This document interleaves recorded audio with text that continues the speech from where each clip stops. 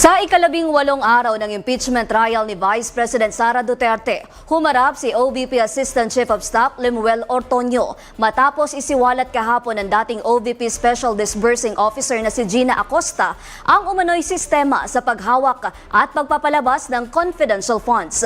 Narito ang report ni Gasi Sarip live mula sa Senado.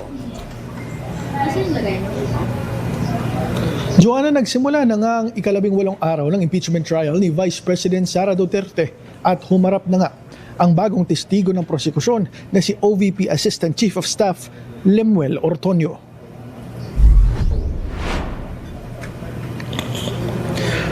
Unang lumutang ang pangalan ni Ortonio sa ilang dokumento kaugnay ng confidential funds ng OVP. Sinabi niyang walang confidential funds ang Office of the Vice President sa nakaraang termino ni dating VP Leni Robredo nang maupo siya bilang Assistant Chief of Staff noong July 2022.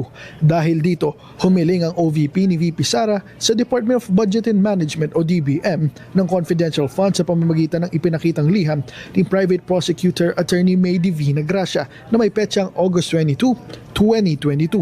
Ang naturang request letter ay walang naka-attach na computation na inamin naman ni Ortonio. Pero nang matanong ang testigo kung sino ang nagtakda ng halagang hiniling para dito, kinumpirma niya na si Duterte mismo ang nagdesisyon. Inamin din niya na siya ang nangangasiwa sa release, paggamit at liquidation ng pondo ng OVP.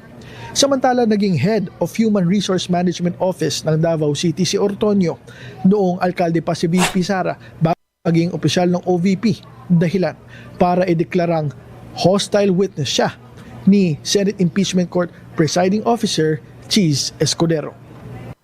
Para sa DHTV News, ako si Gasi Sarip, nag-uulat. Maraming salamat sa iyo, Gasi Sarip.